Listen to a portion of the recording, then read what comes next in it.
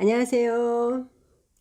생명수의 강과 생명나무라고 하면 어떤 생각이 떠오르십니까? 아마 대부분 새하늘과 새 땅의 날에 우리가 들어갈 새 예루살렘 성 안에서 흐를 생명수의 강과 그 강 좌우에 있는 생명나무를 생각할 것입니다. 그러나 환상에 계신 계시록의 말씀은 많은 경우 우리가 익히 알고 있는 성경의 개념들을 내포한 상징들입니다. 형상화된 거룩한 성 예루살렘도 신부 곧 어린 양의 아내인 성도의 설명이었습니다. 그 성은 12지파의 이름이 있는 12문과 12사도의 이름이 있는 12기초석 위에 무한으로 세워지는 성, 즉 모든 성도가 연합되어 이루어지는 성곽의 성입니다. 또한 그 성은 네모가 반듯하고 길이와 너비가 같다고 말씀하였습니다. 즉 하나님의 지성소입니다. 그런데 하나님과 어린 양께서도 그 성의 성전이시라고 말씀하였습니다. 즉 우리는 하나님의 지성소이고 하나님과 주 예수님도 우리의 지성소라는 말씀입니다. 이는 예수님께서 말씀하신 내가 너희 안에 너희가 내 안에의 연합의 말씀입니다. 그렇다면 예루살렘 성은 하나님과 성도가 하나로 있는 하나님 나라에 대한 말씀임을 알 수 있습니다. 생명수의 강과 생명나무도 같은 맥락에서 보아야 합니다. 즉 하나님과 사람의 연합 안에서 흐르는 생명수의 강과 생명나무입니다. 오늘은 먼저 계시록 본문에서 말씀하는 생명수의 강과 생명나무를 요한복음과 에스겔에서 말씀하는 생수의 강과 함께 나누고 회복된 에덴에 대해 잠시 나누도록 하겠습니다. 계시록 22장 1, 2절입니다. 또 그가 수정같이 맑은 생명수의 강을 내게 보이니 하나님과 및 어린 양의 보좌로부터 나와서 길 가운데로 흐르더라.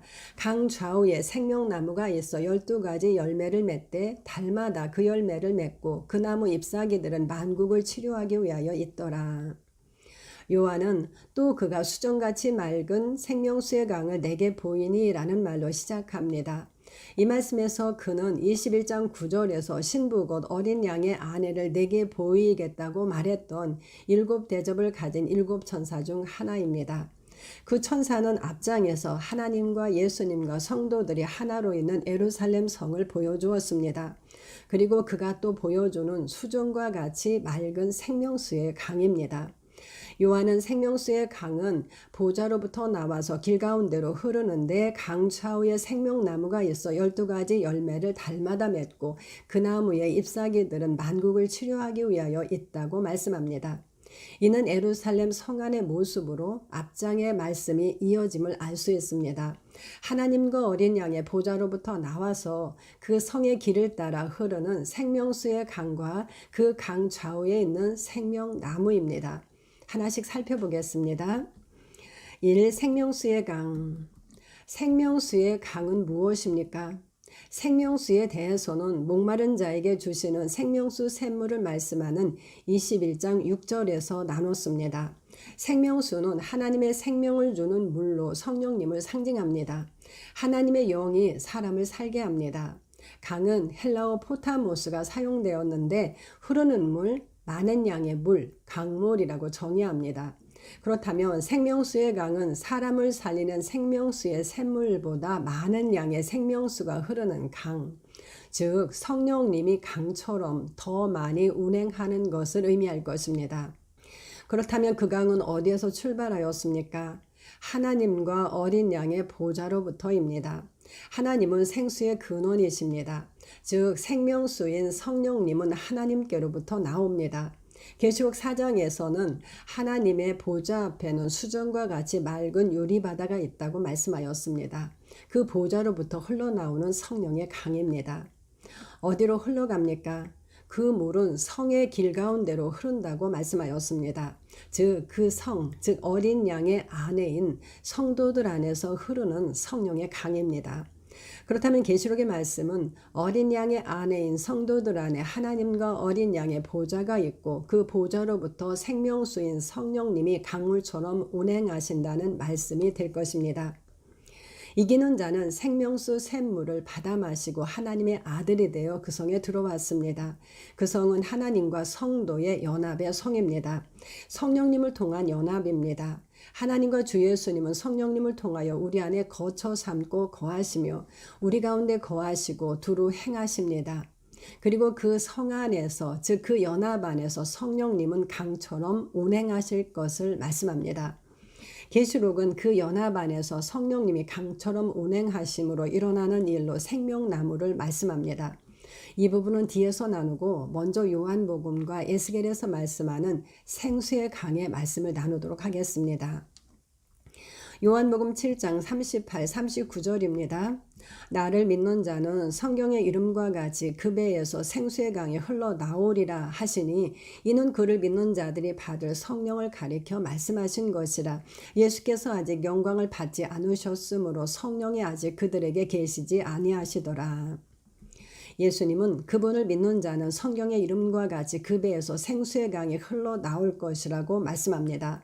이에 대해 이는 그를 믿는 자들이 받을 성령을 가리켜 말한 것이라고 요한은 설명합니다.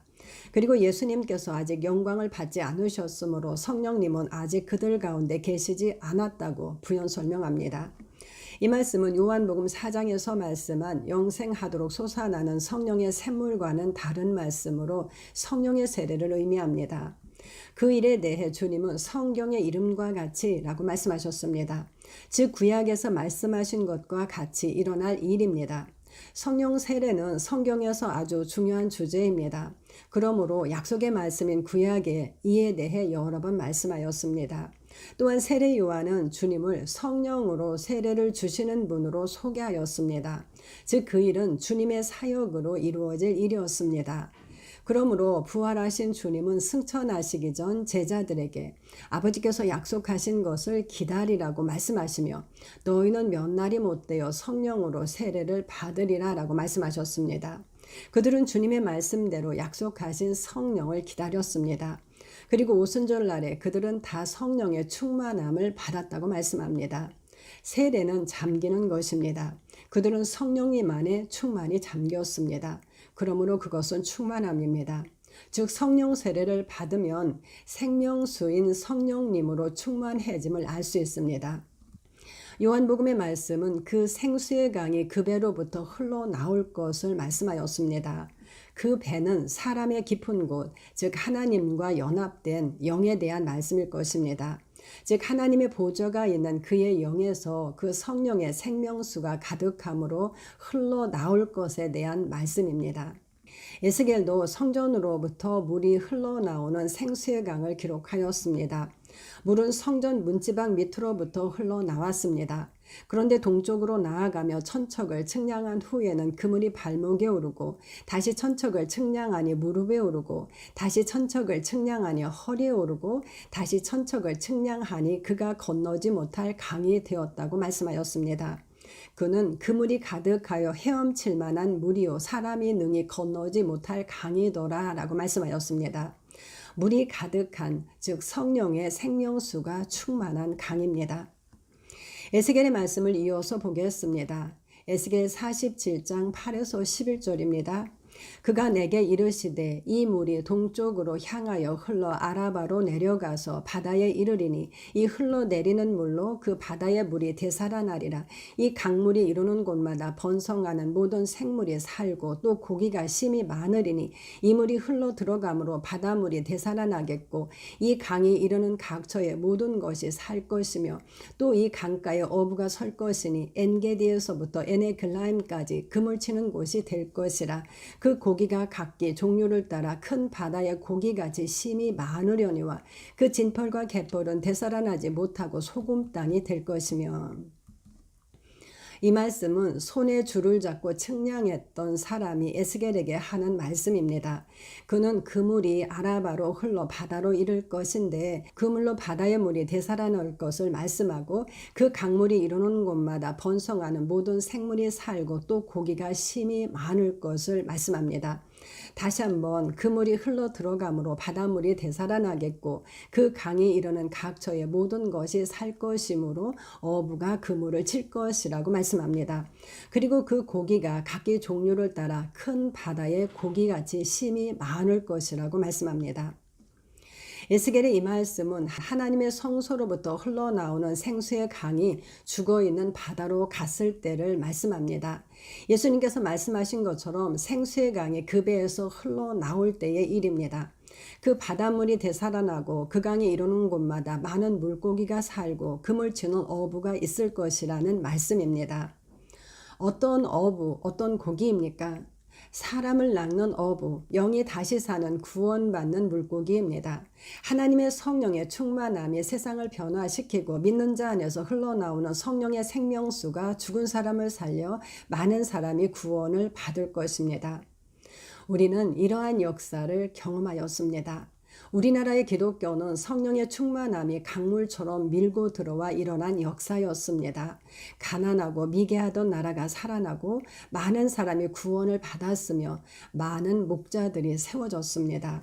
그러므로 하나님의 구속사에서 성령 세례는 아주 중요한 일입니다. 그런데 에스겔의 말씀은 그물이 닿지 않아 되살아나지 못하고 소금 땅이 되는 진펄과 갯벌을 말씀합니다. 성령의 생명수의 물이 닿지 않는 곳은 되살아날 수 없습니다. 오직 하나님의 영이 사람을 살아나게 하기 때문입니다. 이는 예루살렘 성에서 흘러나와 사람들을 살게 하는 지금의 생명수에 대한 말씀입니다.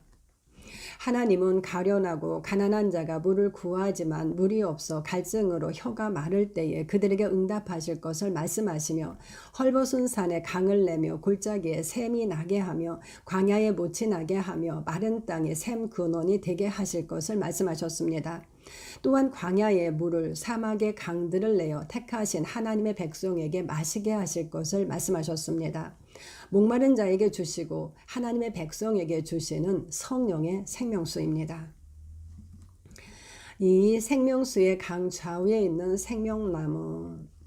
생명나무는 무엇입니까? 생명나무도 하나님의 생명을 주는 나무를 의미합니다.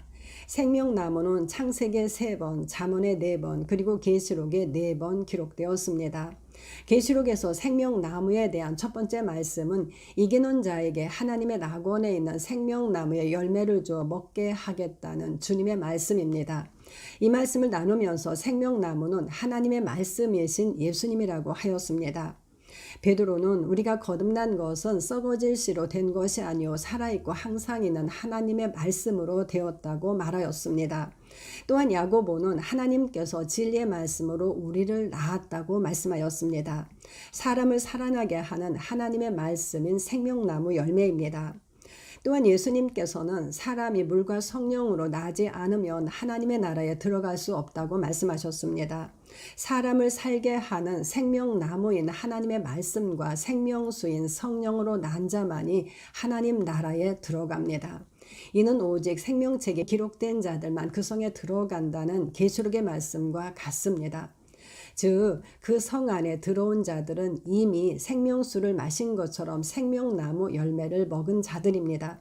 그런데 이제 그 성 안에 있는 생명나무를 말씀하고 있습니다. 주님은 내가 온 것은 양으로 생명을 얻게 하고 더 풍성히 얻게 하려 함이라고 말씀하셨습니다. 그 성 안에 있는 자들은 생명을 얻은 자들입니다. 그런데 그 생명의 풍성함을 말씀합니다. 이는 생명수의 강과 생명나무를 통한 풍성함입니다.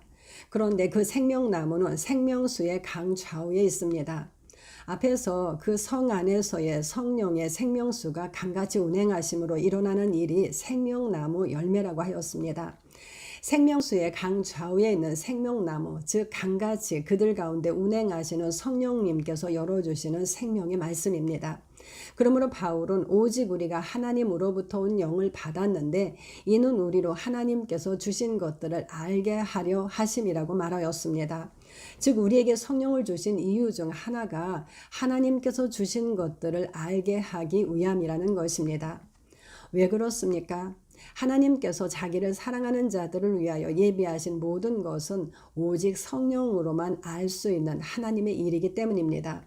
즉 죽은 자를 살리고 하나님께서 주신 은혜를 풍성히 누리게 하는 생명의 말씀은 성령의 생명수가 강같이 충만한 곳에 있습니다. 그런데 그 나무들은 달마다 그 열매를 맺을 것이라고 말씀합니다. 주님은 성령님을 통하여 말씀의 계시들을 열어주십니다. 7인을 떼시는 어린 양입니다. 그 복음의 계시들은 달마다 즉 계속하여 새롭게 열려 그 안에 있는 자들은 그 말씀의 열매를 먹게 될 것입니다.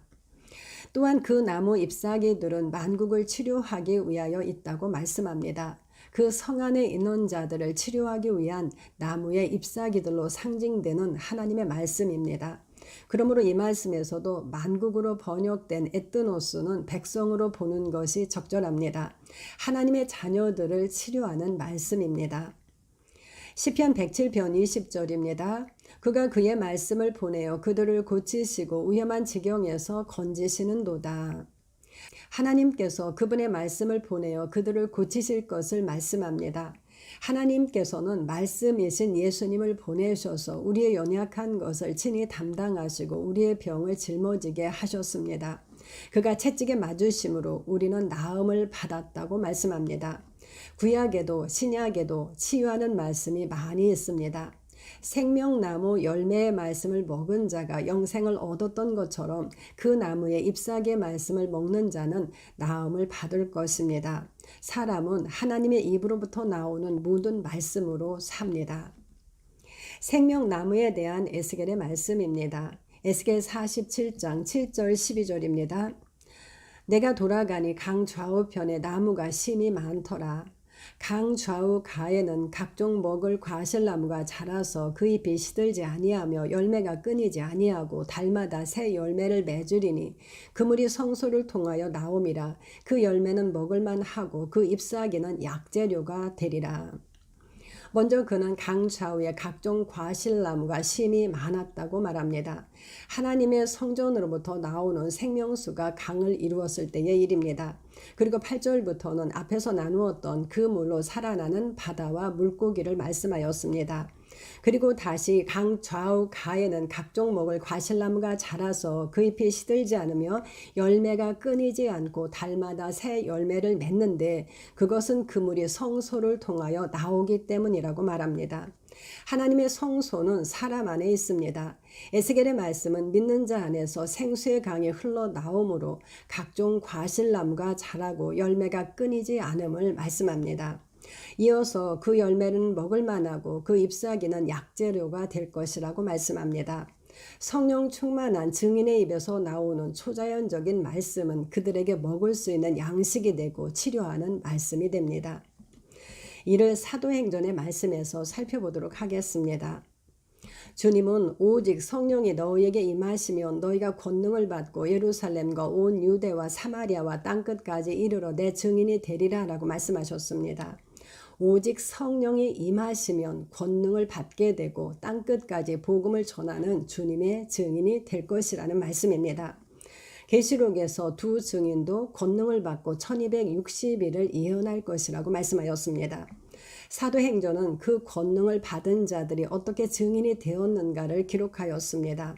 성령의 충만함을 받은 베드로는 담대하게 부활하심으로 주와 그리스도가 되신 예수님을 증언하였고 회개하고 예수의 이름으로 세례를 받으라고 말하였습니다. 그 결과 그날에 그 말을 받아 세례를 받은 신도의 수가 3,000이나 더하였다고 말씀하였습니다. 성경은 베드로와 요한이 담대히 말하였음을 성령의 충만함을 받은 모든 무리가 다 담대히 하나님의 말씀을 전했음을 말씀합니다. 사도들은 날마다 성전에 있든지 집에 있든지 예수는 그리스도라고 가르치기와 전도하기를 그치지 않았다고 말씀합니다. 아나니아의 안수로 성령의 충만함을 받은 사울도 즉시로 각 해당에서 예수가 하나님의 아들이심을 전파하였다고 말씀하였습니다. 생명수의 강 좌우에 있는 생명나무입니다. 또한 사도들로 말미암아 표적과 기사가 많이 일어났고 수많은 사람들이 병든 사람과 더러운 귀신 들린 사람을 데리고 왔는데 다 나음을 받았다고 말씀하였습니다. 그들은 예수의 이름으로 병든 자를 고치고 죽은 자를 살렸습니다. 치료하는 생명나무 잎사귀입니다. 모두 생명수인 성령의 강물이 흐름으로 일어난 일들입니다. 그러므로 우리는 사도행전을 성령행전이라 부르기도 합니다. 그러므로 당시 사도들은 복음을 전할 때마다 성령을 받았는가를 확인하며 성령 세례를 중요하게 여겼습니다. 또한 바울은 성령 세례를 받은 교회에도 계속하여 성령으로 충만함을 받을 것을 말하였습니다. 여전히 성령의 충만함은 구속사를 이루는 발전소가 됩니다. 생명수의 강과 생명나무는 그 성 안에 있는 성도들이 하나님과 풍성한 교제를 누리고 하나님께서 주신 그 큰 구원의 풍성함을 누리게 합니다. 또한 그 성령의 강과 생명의 말씀은 성 밖에 있는 죽은 자들을 되살아나게 합니다. 3. 잃어버린 에덴의 회복. 생명수의 강, 생명나무를 통한 하나님의 생명의 회복은 아담을 통하여 잃어버린 생명의 회복입니다. 한 사람의 죄로 말미암아 죄가 세상에 들어오고 죄로 말미암아 들어온 사망이 그와 연합된 모든 사람에게 이르렀습니다. 그러나 한 사람 예수 그리스도의 한 의로운 행위로 말미암아 많은 사람이 의롭게 되어 생명에 이르게 되었습니다.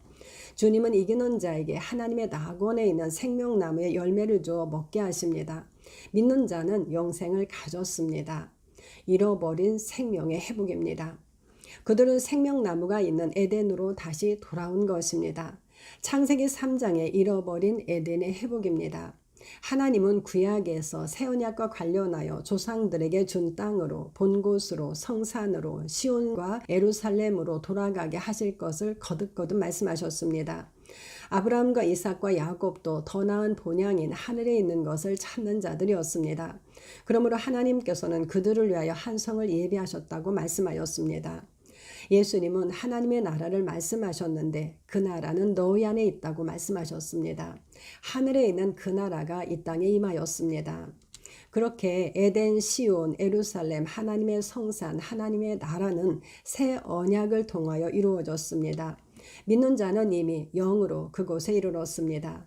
그 안에는 하나님의 보좌로부터 성령의 생수의 강이 흐르고 하나님의 말씀의 생명나무가 있습니다. 창세기 2장 10절입니다. 강이 에덴에서 흘러나와 동산을 적시고 거기서부터 갈라져 네 근원이 되었으니. 강은 에덴에서 흘러나와 동산을 적시고 거기서부터 갈라져 네 근원이 되었다고 말씀합니다. 생명수의 강은 보좌로부터 흘러나와 하나님의 동산 예루살렘 즉 어린 양의 아내인 성도들을 적십니다. 그리고 그들 안에서 생수의 강이 흘러나와 땅 사방으로 흐릅니다. 성령님은 두 증인과 함께 온 땅을 두루 다니십니다. 그러므로 물이 바다를 덮은 같이 여호와의 영광을 인정하는 것이 세상에 충만할 것이고 여호와를 아는 지식이 세상에 충만할 것입니다. 또한 우리의 몸이 영원한 영광의 몸을 입는 날 우리의 몸도 그 연합 안으로 들어갈 것입니다. 바다도 다시 있지 않은 새하늘과 새 땅의 날에 사람을 죽게 하는 선악을 알게 하는 나무는 있을 수 없습니다. 이어지는 그 성의 영광들은 다음 영상에서 나누도록 하겠습니다. 감사합니다.